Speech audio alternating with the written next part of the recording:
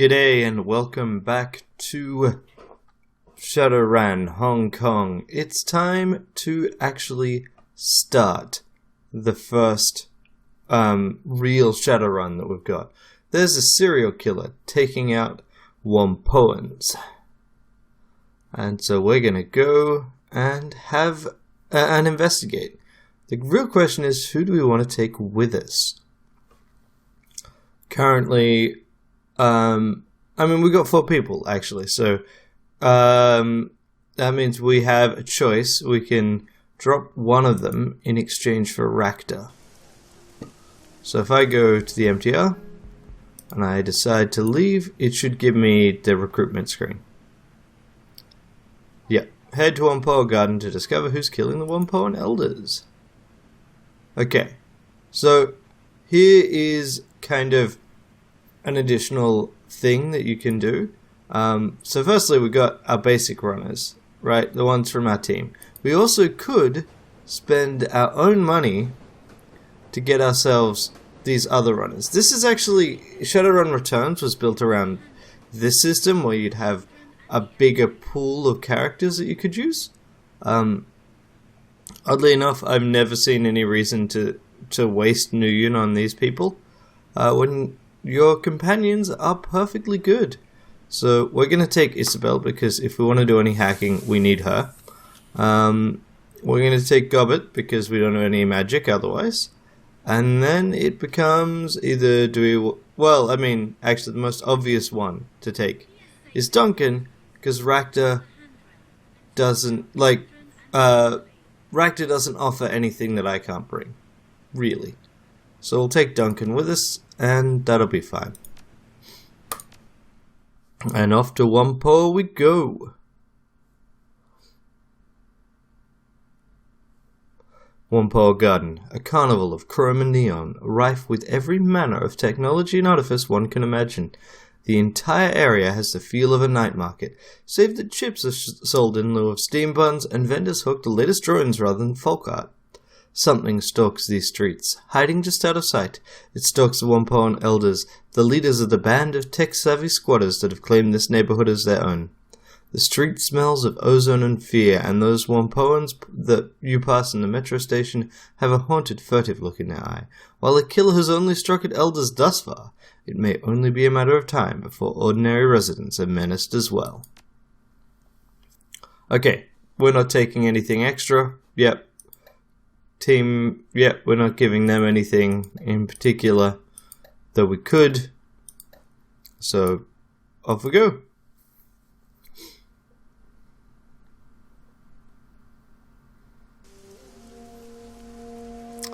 Yeah, I get it. I could spend karma. Maybe I will. Alright. Here's the thing. I know I need this. So I'll spend that 9. Definitely. That gives me an extra weapon slot. Don't care about strength. Don't need this just yet. Plus 2 HP damage. Alright, we'll spend that. And then we've still got enough to... no. No, we won't spend that last point. Because this way, if I really need, I can pick up another etiquette. The streets of Whampoa Garden are slick with rain glittering under the neon glow of myriad signs and holographic displays. The sky reflects the same glow, painting the white apartment blocks the sickly orange of sodium streetlights. The smell of grilling meat mingles with other rarer scents, ozone, engine oil, and high-tech fabrication facilities. Despite the hour, there are plenty of people out and about. You can hear the calls of street vendors and touts urging people into their stores. Isabel wrinkles her nose, scowling darkly. She wraps her arms tightly around her chest, staring off into the distance. Is there a word for feeling nostalgic for a place you can't wait to leave again? I don't miss this place, but I miss the feelings I had when I lived here. Saudade? Maybe? No, that's not it. It's close, but... She lets the sentence trail off into nothingness, clamping her mouth shut for a moment. This place seemed like heaven after the walled city. Like the whole world had unfurled in front of me. Anywhere I turned, there was promise of a good life. Turned out this place was just as crappy as everywhere else. Everyone was still in it for themselves. Gobbet claps a hand on Isabel's shoulder, who flinches and pulls away. It's a great life lesson, I'm serious. At the end of the day, life's a ordeal. You got yourself and a handful of friends, and that's it. Nothing else. You got some strange ideas about life. Sure, life's a meat grinder, but come on, there's got to be more than life than just surviving. Oh, does there? What makes you the authority on that? Isabel waves a dismissive hand. I'm done talking about this. Anyway. We're looking for the Whampoa elders. They're going to be in Whampoa itself. That's a big ship down the street. That's a small ship like a boat, right? That's the one. Somebody thought it would be clever to make a uniquely shaped mall. Okay, so, first thing. They want us to go that way, which means obviously we need to check what else is around here.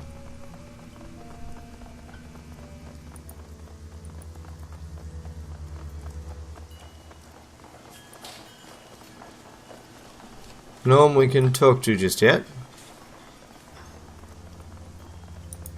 Huh. Okay, better find somewhere to sleep. Indoors to sleep beyond. Streets are dangerous right now.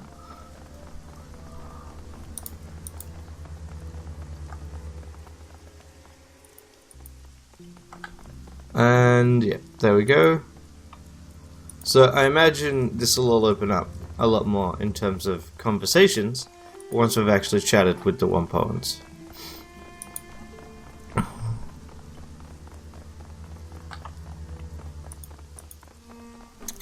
Alrighty. I might as well save.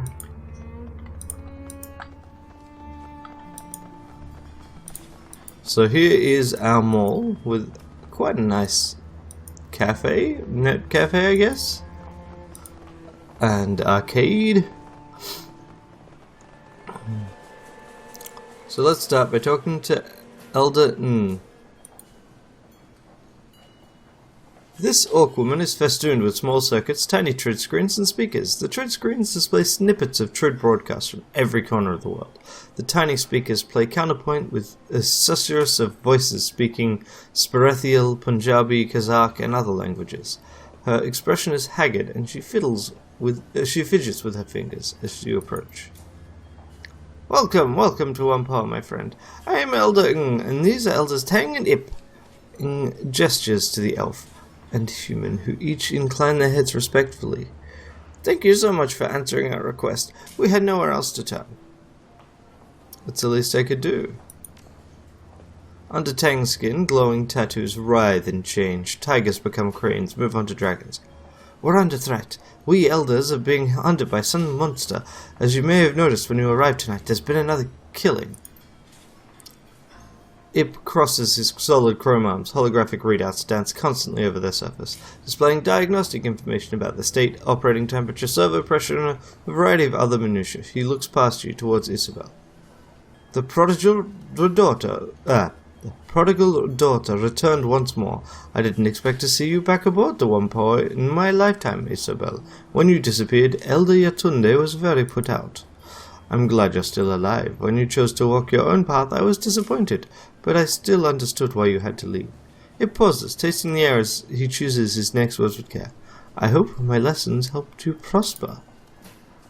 I didn't expect to be back either. Work takes you places, though. Isabel shrugs. A moment later, she places a hand on her pistol, eyes trained on Ip's shoes. I don't cart this around for fun, Ip. The lessons kept me alive. Where is Yatunde anyway? I expected her to be here. She's dead. So Gan and Nakamura and Tong was killed just tonight. So much blood. You have to stop this from continuing. That's what we're here for. We'll stop the killings. Thank you, Isabel. Ing lifts a hand. Thank you, Isabel. Ing lifts a hand, wiping away tears from her eyes. What can you tell me about the murders? They started 2 weeks ago. The first to go was Gan. We found him in his apartment, eviscerated. Swallows, grimacing at the painful memory. He had been torn apart. His head had been ripped completely off. Most of his skin flayed away. There was so much blood, it took us a week to clean out his apartment. The rest have been the same. Always at night, always dismembered. Each scene is like a nightmare, and every time no one's seen anything. It's like a ghost. What happened to Tong? Same thing that happened to every one of the victims. Evisceration and dismemberment. We sent a guard to keep people out of his shop, but he'll let you in. When did he die? Sometime earlier tonight. He locked up his shop, but Ip stopped by to ask him questions about skill chips he had. The door was unlocked and inside... lifts her hands helplessly. She opens her mouth, but no words come out. Inside looked like a bad horror sim, just like all the other murders. It had to have happened after sundown, because I saw his shop was open when I was on my way to get some noodles for dinner. Why didn't you call the police? The Hong Kong police force isn't welcome here. They've tried to force us out several times before, or come hunting for someone to pin a crime on. We do a lot of favors for local gangs and triads, handle the Matrix security, fix up their gear, and make sure they have access to the Hong Kong Shadowlands Club. We're too valuable a resource for them to lose, so they protect us from when the HKPF or anyone else decides we're an easy target. They handle our physical security, and we make sure to send the message via the Matrix. Last time the HKPF made trouble, we had the assistants dirty laundry over the Trid. They got the picture and backed off. Have you made any enemies lately? Not that I can think of. We keep to ourselves. We buy and sell technology. We're not mercenaries or criminals. We're merchants and deckers. Even if someone was cheated in a deal, this kind of response is unthinkable. Whatever did this, it wasn't human. The violence and savagery. It's a monster, whatever it is. Plenty of metahumans are monsters too, and just because it's horrible doesn't mean it's supernatural. What do the Whampoa elders do? They make the rules and kick people out who don't obey them. They're a bunch of petty tyrants, that's what. You're being unfair, Isabel. Our laws are for the good of the community. We keep the Whampoa and its residents safe. We review trade agreements with outsiders to see if they're good for the community. We provide a guiding vision, like a town council. Uh-huh. I can respect that. I'm glad you understand. This community is fragile, and the authorities bear us a lot of ill will. A single misstep could spell our end. I'm the invoker of sprites. I commune with the spirit of the machines and ask them for blessings and pass those blessings on to the people here. I heal the sick and ensure the feng shui of our habitats is as good as it can be, given our confines. She's a shaman, that's all. She's just got a kooky spin on it. Claims her totem is some kind of all-encompassing machine god that lives in the circuitry. Isabel pats her deck, looking at Ancient gods and ancestors are one thing. My deck, it's mine. I built it. Only spirits that's got are the ESPs I loaded up with. Just because you cannot see or touch a thing does not mean that it does not exist. Just because you do not believe in it does not mean it does not protect you from afar. I can't touch programs either, but at least I can prove they have an effect on the real world. Your superstitions are just that. Bullshit. Isabel glances at you, jerking a thumb towards Tang. This guy treats drones like they're living things. What exactly do you do, Tang? On the first and glorious server, I study patterns to repair machinery and teach others how to attune themselves to the wonders of automation. The blessed Autofab is my shop and purview where we make the drones we use and sell. As for me, I serve as the resplendent voltage spike. Ip smiles crookedly. That means I shoot people who try to screw with us. It's a fancy title for head of security. That's all for now. It might be wise to ask the residents of Whampoa Garden if they've seen anything or heard anything. After you've gone to Tongue Sensory Carnival, they may or may not have seen or heard things we have not. Okay. Sweet. So met with the elders. Now we want to look around. I don't think there's anything in here that we can actually talk to. But maybe... no. Nothing. Let's get out of here.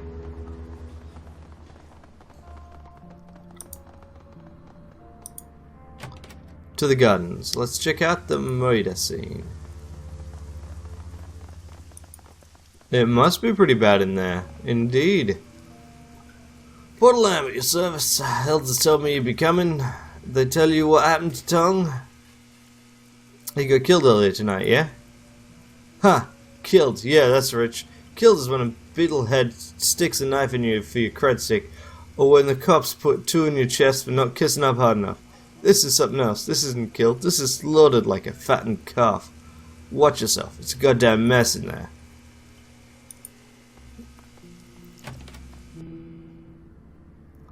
Tong's sensory carnival looks like a scene out of a B-grade slasher film. The cloying scent of incense hangs thick and pungent in the air, emanating from the small shrine in the corner of the shop. Unfortunately, it does nothing to cover up the reek of death and clotted blood. Despite the ragged remnants of Elder Tong littering the floor, the rest of the shop seems to be in good order, at least at first glance. Nothing is broken, tipped over, or otherwise ransacked. As you're about to step into the room, you glance at the ceiling and walls. The blood from Tong's body isn't confined to just where his remains lie. Drying blood is spread about the walls and ceiling as well. Delightful. Okay. Let's start by looking at the wall. The walls are covered in splattered and smeared blood, most of which is hardened into a crusty, congealed paste. Thick tracks of it run laterally. It looks like the blood has been deliberately smeared. Hey, Ranneko, I don't know a lot about science and all that, but I know what blood looks like when it hits a wall. This isn't natural. Someone deliberately smeared blood all over these walls. See how it looks like it's got paint trails? It's because someone's used Tong's parts like a brush. So they painted his walls with blood? Why? Do I look like a psychologist to you? Maybe because they're a freak. Maybe they're one of those sick serial killers that sees their murders as art. I got no clue. All I know is what normal blood on a wall looks like. And this ain't it. Some people have a bad grasp of art. I knew this guy in Kwantung who used to make music out of stray radio static and panic button calls. Called it Crisis Wave. It was awful. Thanks for that. Izzy? Tong's body is a ruined mess. The destroyed ruin of his face is barely recognizable, and what's left of his body would best be described as savaged. All his limbs have been torn off, and a pile of flayed skin lies next to the remnants of the Whampoan elder. The Whampoan's clothing has been reduced to rags and tissues by cuts and tears, apparently sustained during the flaying. At this point, the only thing holding what's left of his body into a semblance of human form is the hair-thin fiber optics of his cyberware. Gobbert puts a hand over her mouth, speaking in an uncharacteristically serious tone. "Ugh, sweet heaven, Ranneko, I haven't seen anything like that since Auntie Wong tried to stash some cred sticks in a devil's rat's nest. Takes a lot to turn my stomach, but we sure have one in a day. This is seriously messed up." Okay.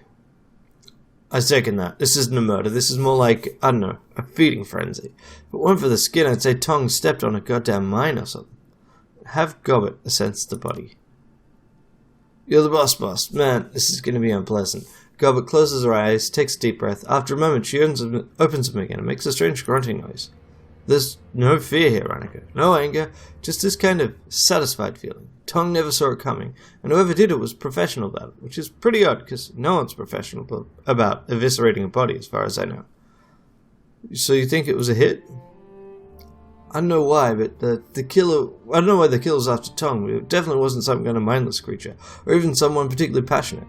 Someone who planned this and executed it and was glad about it. I don't know, it feels like it was just business as usual. Alright, so I could spend some karma getting a bit biotech. Or I could just have a look around here. Okay, so let's start by looking in the bathroom. Tong's bathroom is immaculate and the drains are tiny. Whatever killed him didn't exit through here. Desk safe? Tong's desk drawers are open and the safe that's been built into one side has been opened. There's no sign of tampering and the green light next to the word unlocked is blinking. Whoever opened it did it with a key fob. There are several blank cred sticks, but no sign of any money on them. Looks like someone looted his stash. A guy like this wouldn't keep only empty cred sticks in his safe. And what about the SimSense editor?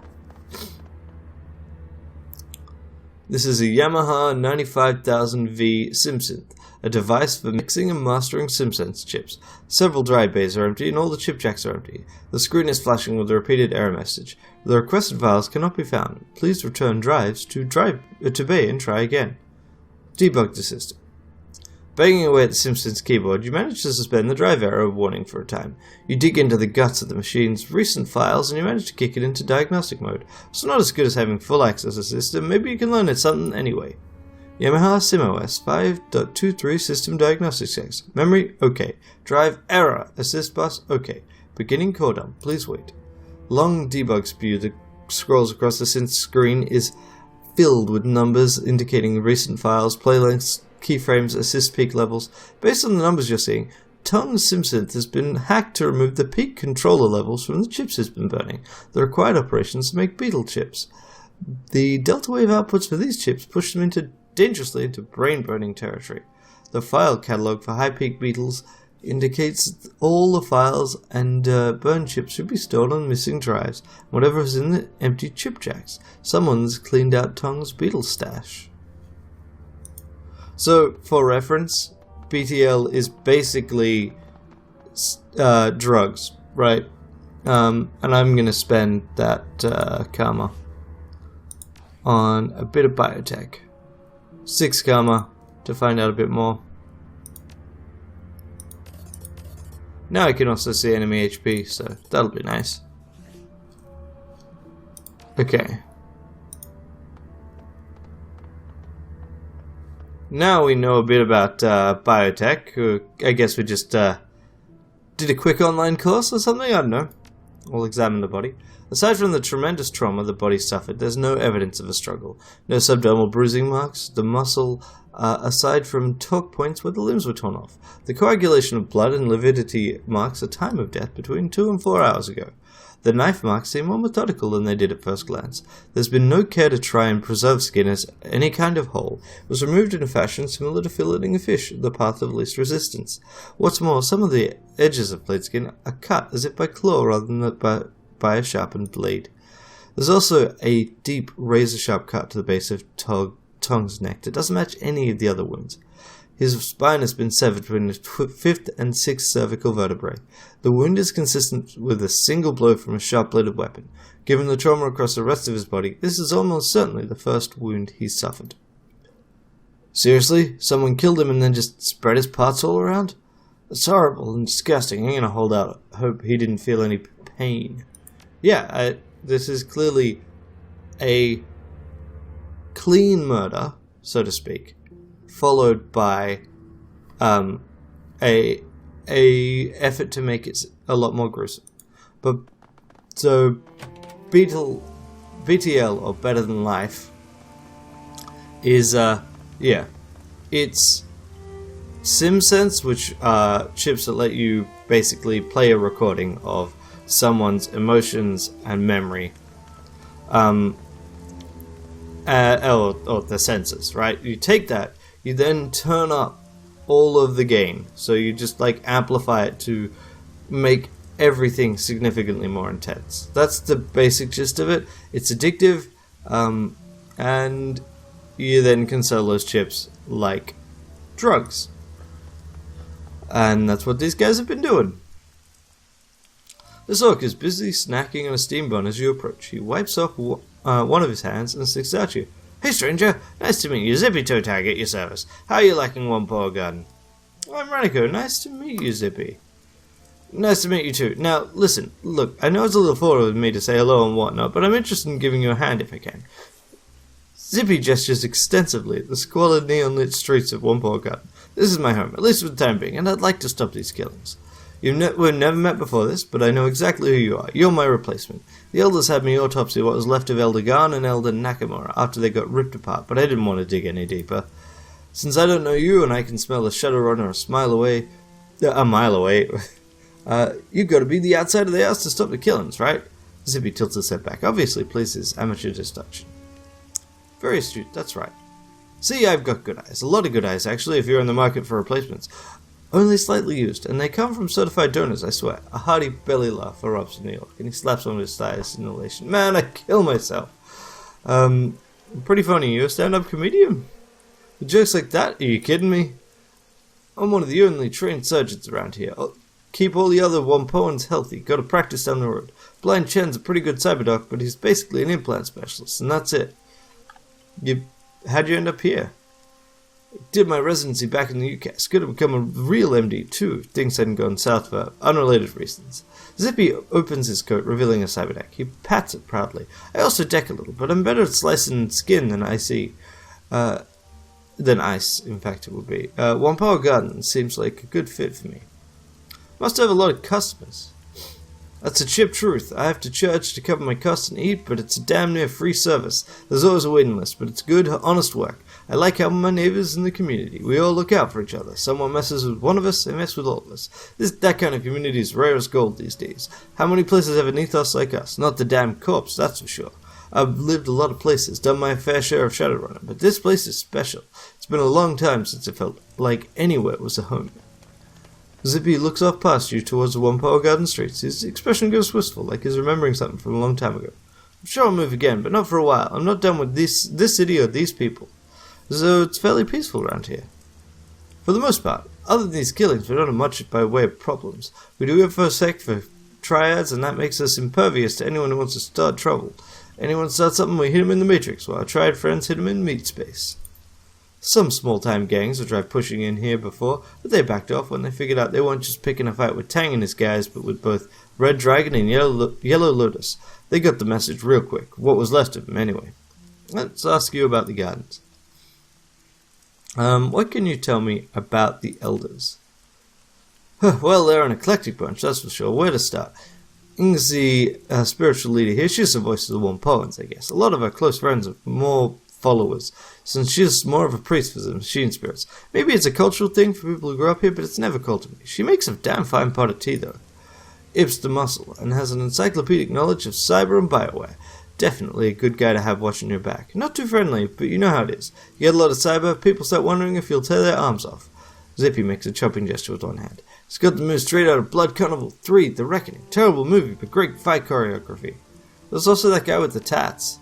Oh yeah, that's Tang. I think he's even weirder than on some level. I don't know much about him, but I think he's got some kind of fetish for automation. Found him cooing over some trids of automated delivery drones in a warehouse once. He works with drones, has a shop called the Blessed Autofab. He was raving about the efficiency of movement patterns or something. You already know about Tong. Ran Sims, Beetles, skill chips. Gan used to be a city planner before he had a nervous breakdown and got involved in statistical analysis. Zippy pauses to collect his thoughts. Nakamura came from Fukuoka and was interested in entertainment, trids mostly. Spent a lot of time analyzing subliminals in ads. Then there was Magpie. She was the chief decker. Hot as hell against ice. Built her own hardware. Salty old woman, though. Never met anyone quite as shrill or nasty as when she was mad. And she was mad most of the time. Wait, no one mentioned to Magpie... No one mentioned her to me. Why did she die? When did she die? She didn't. Maybe a month ago she just up and disappeared. Went to a shop one day and she wasn't open. No one's seen her since. Kind of a pain in the ass. She owed me some new analyze software she'd picked up. I never heard of Magpie either. She must be one of the newer Whampoans. If she was a decker, she would have replaced Elder Gao.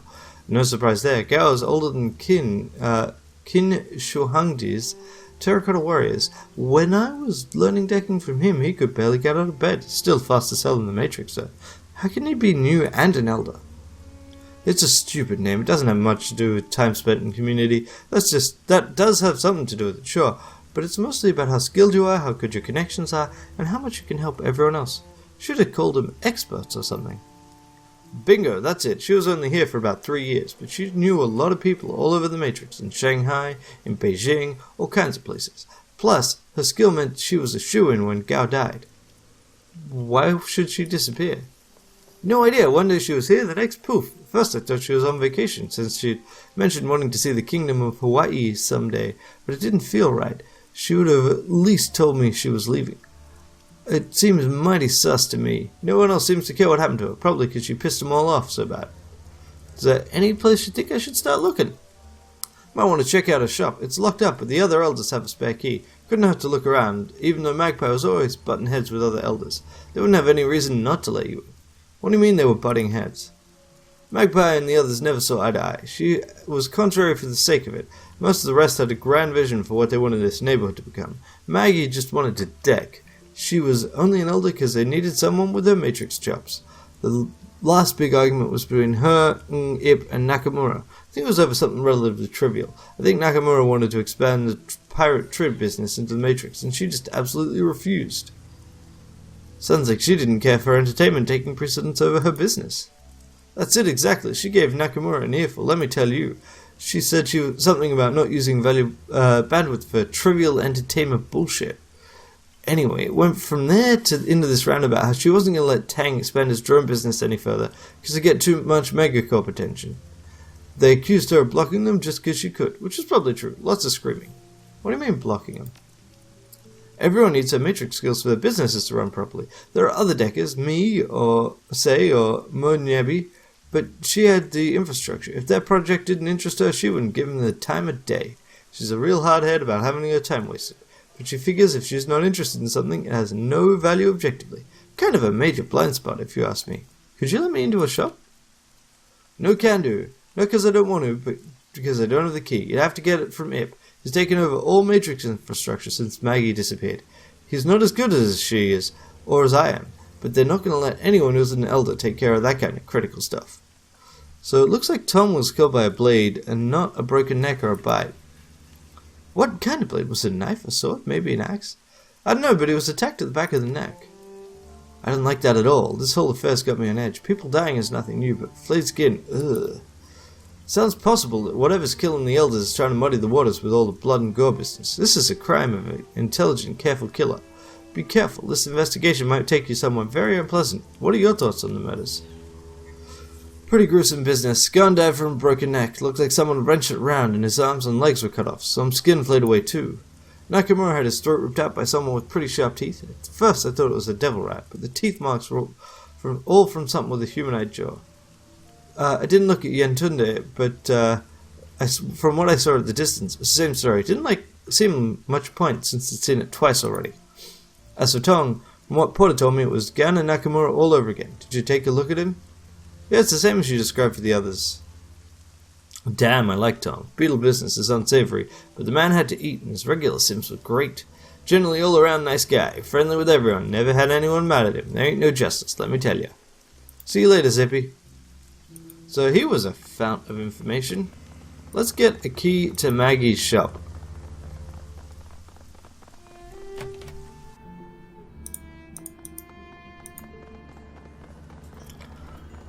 Howdy. Why didn't you tell me about Elder Maggie disappearing? Why would we have? Her departure from Whampoa isn't related to your investigations. It happened before the killings began. I'm sure she's just off sulking somewhere. And his tone is profoundly indifferent. No doubt she'll come waltzing back next month, all full of attitude that life dared to go on without asking her permission. If she does, we'd welcome her back. Despite our problems with her behavior, her skills make her extremely valuable. I've taken over maintenance of our matrix infrastructure in her absence, but I'm nowhere near her level. The best I can do is ensure nothing breaks down until she returns. She could be responsible for the killings. Not mentioning her seems like a major oversight. Maggie? Doubt that very much. Whatever character flaws she had, she was a pacifist when it came to physical violence. What evidence do you have of that? Well, for one, she really wanted me removed from the Council of Elders. She said I was too prone to violence. I guess she never saw all the times I kept Red Dragon from robbing her blind. I agree, Maggie would not resort to murder over personal disputes. This entire idea is ridiculous. I'd like to take a look around the shop. Do you have the key? Yes, but there's a lot of sensitive equipment in there, including our community service. We don't let anyone who's not one of the Whampoa elders in there. Why would you need to have a look around? Listen, you wanted me to find the killer. I'm gonna do that, but I have to... If I'm gonna do that, I need to explore everything. Give me the key. Very well, take a key and look around. Just don't break anything or shut off the servers. Is there anything else? Nope, I'll be going now. There is someone to chat to. Alright. We will chat to her next time. Until then, have a great day.